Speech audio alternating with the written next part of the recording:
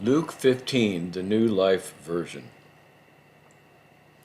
All the tax gatherers and sinners were coming to hear Jesus. The proud religious law keepers and the teachers of the law began to speak against him. They said, "This man receives sinners and eats with them." Then Jesus told them a picture story, saying, "What if one of you had 100 sheep and you lost one of them? Would you not leave the 99 in the country and go back and look for the one which was lost until you find it? When you find it, you are happy as you carry it back on your shoulders. Then you would go to your house and call your friends and neighbors. You would say to them, 'Be happy with me, because I have found my sheep that was lost.'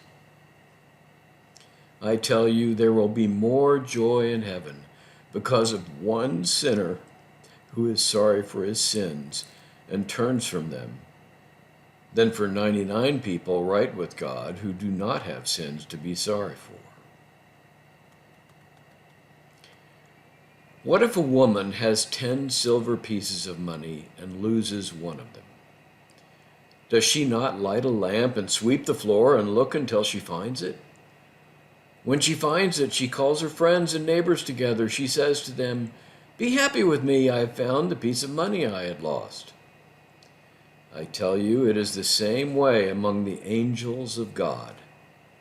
If one sinner is sorry for his sins and turns from them, the angels are very happy."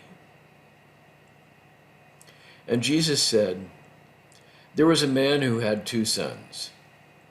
The younger son said to his father, 'Father, let me have the part of the family riches that will be coming to me.'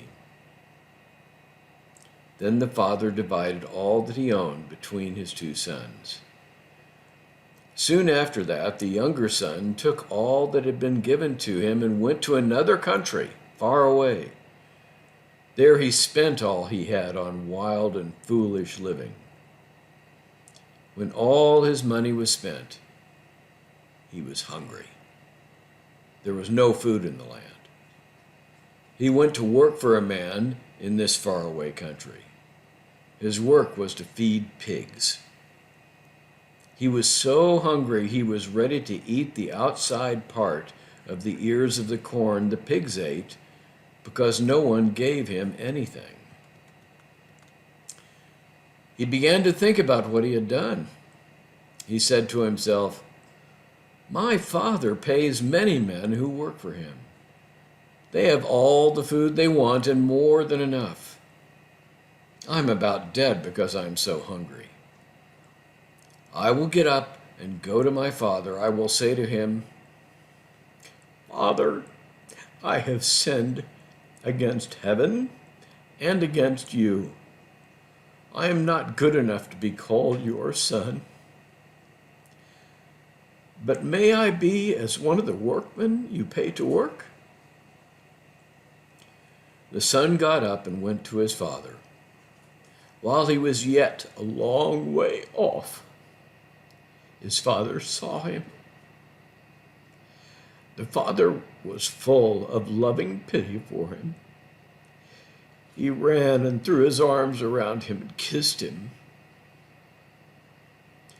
The son said to him, 'Father, I have sinned against heaven and against you. I am not good enough to be called your son.'